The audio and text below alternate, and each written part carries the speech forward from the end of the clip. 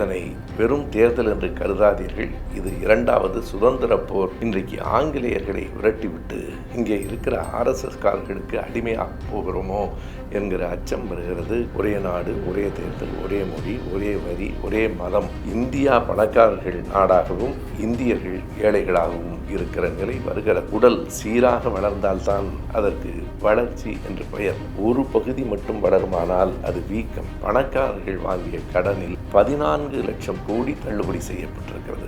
ஒன்றிய அரசு இப்படிப்பட்ட ஒரு பச்சை பொய்யை வெளியிட்டிருக்கிறது. பாருங்கள், ஒரு செங்கல் 1960 கோடிக்கு வெள்ள நிவாரண நிதிக்கு கூட ₹1 தராத அரசு தான் ஒன்றிய அரசு. தமிழின் பெருமையை பிரதமர் எங்கு போனாலும் பேசுகிறார். பேசி என்ன பயன்? இந்த நாடு பிழைத்திருக்க வேண்டும், இந்த நாட்டில் ஜனநாயகம் நிலைத்திருக்க வேண்டும் என்பதற்காக வாக்களியுங்கள்.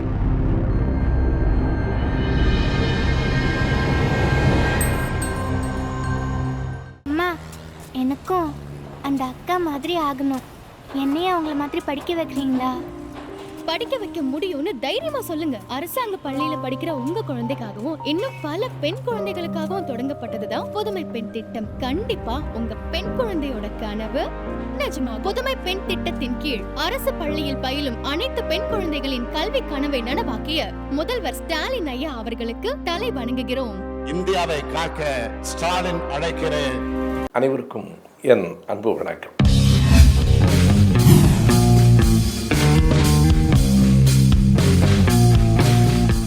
இந்திய நாடாளுமன்றத்திற்கான தமிழ்நாட்டில் தேர்தல் வாக்குப்பதிவுகள் தொடங்குவதற்கு இன்னும் 48 மணி நேரம் கூட இல்லை. இது தேர்தலுக்கான கடைசி நேரம். தேர்தலுக்கான கடைசி நேரம் தானே தவிர இந்தியாவின் சுதந்திரத்திற்கான, ஜனநாயகத்திற்கான கடைசி நேரமாக இருந்துவிடக்கூடாது என்கிற ஒரு ஏக்கத்திலும் ஒரு கவலையிலும் தான் இதனை வெறும் தேர்தல் என்று கருதாதீர்கள். இது இரண்டாவது சுதந்திர போர் என்று பலர் பேசுவதை நீங்கள் கேட்டிருப்பீர்கள். இது எப்படி ஒரு தேர்தல் இரண்டாவது சுதந்திர போராக மாறும்?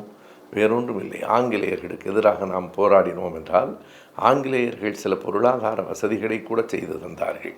அறிவியல் முன்னேற்றத்திற்கு கூட வழிவகுத்தார்கள். ஆனாலும் எதற்காக அவர்களை எதிர்த்து போராடினோம்? நாட்டில் சுதந்திரம் இல்லை, ஜனநாயகம் இல்லை, அடிமைகளாக இருந்தோம். அடிமைகளாக இருக்க மறுத்தே ஒரு விடுதலை போராட்டம் ஏறத்தாழ 200 ஆண்டுகள், அதிலும் குறிப்பாக 90 ஆண்டுகள் மிக கடுமையாக நடந்தது. மறுபடியும் இன்றைக்கு ஆங்கிலேயர்களை விரட்டிவிட்டு இங்கே இருக்கிற ஆர்எஸ்எஸ் காரர்களுக்கு அடிமையாக போகிறோமோ என்கிற அச்சம் வருகிறது. காலம் அதை நோக்கித்தான் சென்று கொண்டிருக்கிறது. எனவே இது சுதந்திர போராட்டம்தான். காரணம், ஒரு நாட்டுக்கு மிக மிக முக்கியமான தேவை ஜனநாயகமும் சுதந்திரமும். அந்த இரண்டையும் இவர்கள் மறுத்து கொண்டே வருகிறார்கள். எடுத்துக்காட்டுக்கு நாம் இப்படி சொல்லலாம்: ஒரே நாடு, ஒரே தேர்தல், ஒரே மொழி, ஒரே வரி, ஒரே மதம் என்று சொல்லுவதே பல என்பதற்கு எதிரானது. பல மொழிகள் நாட்டில் இருக்கலாம், பல மத நம்பிக்கைகள் இருக்கலாம் என்பதற்கு எதிரானது தான் இது. ஒரே நாடு, ஒரே மொழி, ஒரே மதம் என்பது. அது மட்டுமல்ல, ஒரே நாடு, ஒரே தேர்தல் என்கிறார்கள். இது நடைமுறையில் சாத்தியமே இல்லை. விளவங்கோட்டிலே ஒரு சட்டமன்ற உறுப்பினர் பதவியிலிருந்து விலகினார். நாடு முழுவதும் தேர்தல் நடத்துவீர்களா?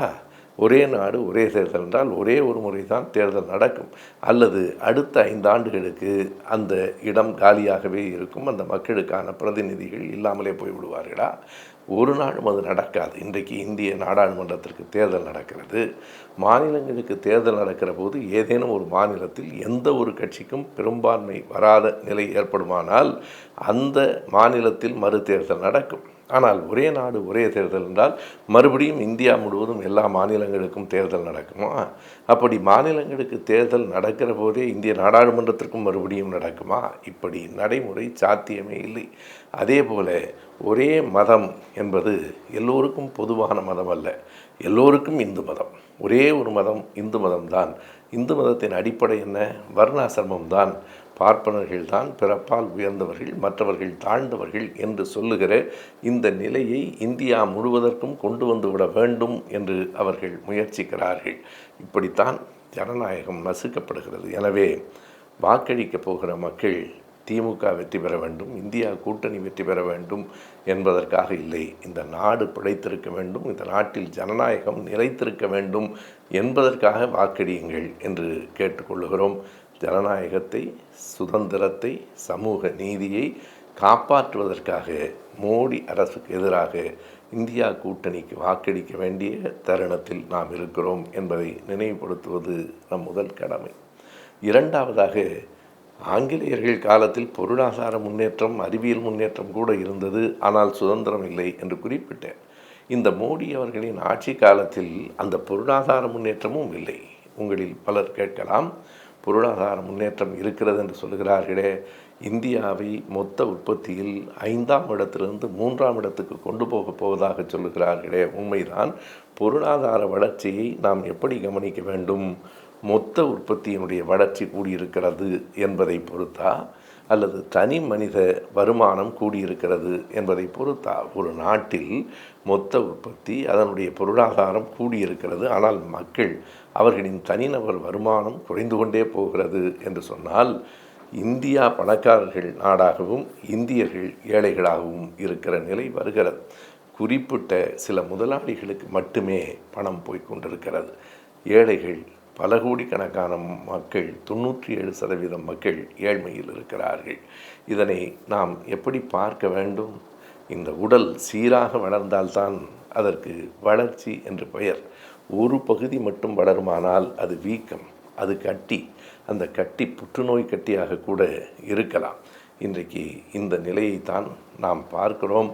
குறிப்பிட்ட சிலர் மட்டும் வளர்ந்து கொண்டிருக்கிறார்கள். நாட்டின் பொதுத்துறை நிறுவனங்கள் அவர்களுக்கு விற்கப்படுகின்றன. மொத்தம் 188 பொதுத்துறை நிறுவனங்களில் 23 நிறுவனங்கள் விற்கப்பட்டு விட்டன. எனவே இப்படி முழுக்க சிலருக்கு மட்டுமே இந்த நாடு உரியதாக ஆகிறது. இன்னும் ஒன்றை பொருளாதார அடிப்படையில் எடுத்து சொல்ல வேண்டுமானால், ஜிஎஸ்டியின் மூலமாக 15 லட்சம் கோடி வருவதாக சொல்லுகிறார்கள். ஆனால் சென்ற ஆண்டு மட்டும் வங்கிகளில் பணக்காரர்கள் வாங்கிய கடனில் 14 லட்சம் கோடி தள்ளுபடி செய்யப்பட்டிருக்கிறது. கொஞ்சம் கவனித்து பாருங்கள். சில குறிப்பிட்ட கார்ப்பரேட் நிறுவனங்கள் வாங்கிய கடன்கள் 14 லட்சம் கோடி தள்ளுபடியாகி இருக்கிறது. அதை தள்ளுபடி செய்யாமல் அந்த பணத்தை, கடனை வாங்கியிருந்தால் ஏழை மக்களிடம் 15 லட்சம் கோடி வரியாக, ஜிஎஸ்டியாக வாங்க வேண்டிய தேவையில்லை. எனவே பொருளாதாரத்திலும் மிகப்பெரிய பின்னடைவை மக்கள் சந்திக்கிறார்கள். அம்பானி, அதானி போன்ற சில கார்ப்பரேட் நிறுவனங்கள் இந்த நாட்டின் மொத்த சொத்தையும் சுரண்டி கொண்டிருக்கின்றன. எனவே இன்றைக்கு இருக்கிற பாஜக ஆட்சி அகற்றப்பட வேண்டும். மூன்றாவதாக இன்னொன்றை நான் சொல்ல வேண்டும். இப்படி ஒரு 3-4 செய்திகளை மட்டும் நாம் நினைவில் வைத்து கொண்டாலே போதுமானது. தமிழ்நாடு எப்படி வஞ்சிக்கப்படுகிறது, இந்திய அளவில் என்ன நடக்கிறது என்பது ஒரு பக்கம், தமிழ்நாடு எப்படி வஞ்சிக்கப்படுகிறது. மிக அண்மையில் ஒன்றிய அரசு இப்படிப்பட்ட ஒரு பச்சை பொய்யை வெளியிட்டிருக்கிறது.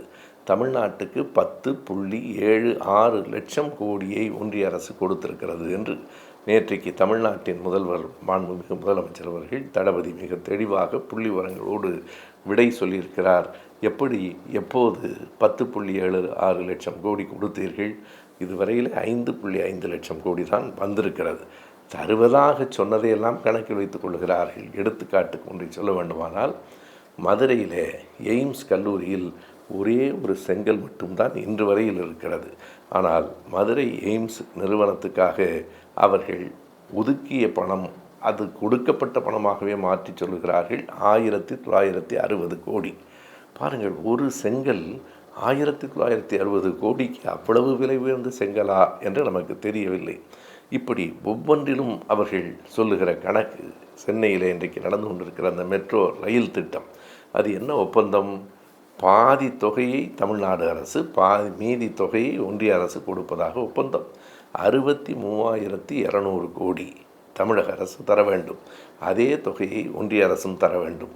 இன்றைக்கு மெட்ரோ ரயில் பணிகள் நடந்து கொண்டிருக்கின்றன என்றால் தமிழ்நாடு ஒதுக்கிய அந்த பணத்தில் மட்டுமே நடந்து கொண்டிருக்கிறது. இந்திய அரசு கொடுக்க வேண்டிய பணத்திலிருந்து ₹1 கூட தரவில்லை. பிறகு சாகர் மாலா திட்டம், இது மிக முக்கியமானது. சாகர் என்றால் கடல், மாலா என்றால் மாலை. இந்தியாவை சுற்றி கடல் ஒரு மாலை போல இருப்பதால் அதற்கு சாகர் மாலா திட்டம் என்று பெயர். அதாவது இந்திய கடற்கரைகளை மேம்படுத்துதல், அதன் மூலமாக போக்குவரத்து, வணிகத்தை வளர்த்தல். திட்டம் சரிதான். ஆனால் எவ்வளவு பணம் கொடுத்திருக்கிறீர்கள்? எவ்வளவு கொடுத்ததாக சொல்லுகிறீர்கள்? அவர்கள் ஒதுக்கி இருக்கிற பணம் என்ன? இன்றைக்கு வரைக்கும் வந்திருக்கிற தொகை என்ன? ஒரு காசும் தராமல் 2 லட்சம் கோடி ரூபாய் தந்துவிட்டதாக சொல்லுகிற, இவ்வளவு பச்சையாக பொய் சொல்லுகிற ஒரு ஒன்றிய அரசு இருக்கிறது. இப்படி திட்டங்களுக்கு தமிழ்நாட்டுக்கு பணம் தரவில்லை, வேறு வகையிலாவது தந்திருக்கிறதா என்று பார்த்தால் வெள்ள நிவாரண நிதிக்கு கூட 1 ரூபாய் தராத அரசு தான் ஒன்றிய அரசு. சென்னையிலும் தூத்துக்குடியிலும் ஏற்பட்ட கடுமையான வெள்ளத்திற்காக 37,000 கோடி வெள்ள நிவாரண நிதியாக தமிழ்நாடு அரசு கேட்டது. 1 காசும் தரவில்லை. 1 காசும் தராத நீங்கள் ஓட்டு தாருங்கள் என்று எங்களை பார்த்து கேட்க வருகிறீர்களே, நியாயம்தானா என்று மக்களே திரும்ப கேளுங்கள். கேட்கிற நேரமெல்லாம் முடிந்துவிட்டது. வாக்குச்சாவடிக்கு போகிற போது கவனமாக நாம் இருக்க வேண்டிய தருணம் இது. நாங்கள் தமிழை வளர்க்கிறோம். தமிழின் பெருமையை பிரதமர் எங்கு போனாலும் பேசுகிறார். பேசி என்ன பயன்? தமிழுக்காக ஒதுக்கப்பட்டிருக்கிற நிதி எவ்வளவு? நீ தமிழ் தொன்மையான மொழி, உயர்ந்த மொழி, சிறந்த மொழி, ஆனால் தமிழுக்கு நிதி தரமாட்டோம் என்று சொல்லுவதற்கு என்ன ஒரு வஞ்சனை என்று நாம் கேட்கிறோம். நீங்கள் சமஸ்கிருதத்திற்கு 1487 கோடி ரூபாயை ஒன்றிய அரசு ஒதுக்கி இருக்கிறது. சமஸ்கிருதத்தை யாரும் பேசுவதில்லை. சமஸ்கிருதம் இன்றைக்கு மக்கள் மொழியாக இல்லை. மக்கள் மொழியாக இல்லாத சமஸ்கிருதத்துக்கு அவ்வளவு பணம் ஒதுக்குகிற ஒன்றிய அரசு 10 கோடி மக்கள் பேசுகிற தொன்மையான இலக்கியம் வாய்ந்த மோடி அவர்களாலேயே பாராட்டப்படுகிற அந்த தமிழுக்கு வெறும் 74 கோடி ரூபாய் கொடுத்திருக்கிறார்கள். இவைகளையெல்லாம் தமிழ்நாட்டு மக்கள் எண்ணி பார்க்க வேண்டும். நம்மை ஏமாற்றுவதற்காக திருவள்ளுவர் பெயரில் புதிய கலாச்சார மையம் என்று அறிவித்திருக்கிறார்கள். திருவள்ளுவர் பெயரில் புதிய கலாச்சார மையம், அதில் என்ன நடக்கப் போகிறது? அவர்கள் தேர்தல் அறிக்கையில் சொல்லியிருக்கிறார்கள், திருவள்ளுவர் கலாச்சார மையங்களில் ஆயுர்வேதம் பற்றி சொல்லிக் கொடுக்கப்படுவான், யோகா பற்றி சொல்லித்தரப்படும் என்கிறார்கள். வள்ளுவர் என்ன ஆயுர்வேத வைத்தியரா இல்லை யோகா மாஸ்டரா? அதாவது வள்ளுவரை இவர்கள் பரப்பவில்லை, வள்ளுவரை மறைக்கிறார்கள். வள்ளுவரை ஒரு சாமியார் போல காட்டுவதற்கு முயற்சி செய்கிறார்கள். அவரை ஒரு ஆயுர்வேத வைத்தியராக குறுக்குகிறார்கள். அவர் ஒரு உலகெல்லாம் புகழ்ந்து போற்றக்கூடிய ஒரு ஞானத்தை சொன்ன ஒரு பெரிய மனிதன். அந்த திருவள்ளுவனை மிகச் சின்னதாக ஒரு யோகா மாஸ்டரை போல சுருக்கி காட்டுவது, வள்ளுவருக்கு காவி சாயம் பூசுவது, காவி உடை போர்த்தி அந்த திருவள்ளுவர் கலாச்சார மையங்களை நிறுவுவது என்று இவர்கள் வள்ளுவருக்கு பெருமை சேர்ப்பதாக சொல்லிவிட்டு வள்ளுவரை இழிவுபடுத்துகிறார்கள். எனவே இன்னும் சில மணி நேரங்கள் மட்டுமே இருக்கிற இந்த தருணத்தில் எண்ணி பார்த்து கொள்ளுங்கள். நான் மறுபடியும் சொல்லுகிறேன், இந்த நாட்டை, இந்த நாட்டின் ஜனநாயகத்தை, நம் அடுத்த தலைமுறை பிள்ளைகளை காப்பாற்ற வேண்டுமென்றால் இந்தியா கூட்டணிக்கு வாக்களியுங்கள். இந்தியா கூட்டணியை வெற்றி பெறச் செய்யுங்கள். இந்தியாவை காப்பாற்றுங்கள். நன்றி, வணக்கம். எங்களை மாதிரி ஏழை பழங்களோட வாழ்வாதாரத்துக்காக, எங்க குழந்தைங்க படிப்பு செலவுக்காக, எங்க அன்றாட செலவுக்காக, எங்க அத்தியாவசிய செலவுகளுக்காக, என் மருத்துவ செலவுக்காக, நம்ம முதலமைச்சர் ஸ்டாலின் ஐயா கொடுக்கிற உரிமை தொகை 1000 ரூபாய் பிச்சைன்னு சொன்னவங்களுக்கு பதிலடி தர நேரம் இதுதான். இந்தியாவை காக்க ஸ்டாலின் அழைக்கிறேன்.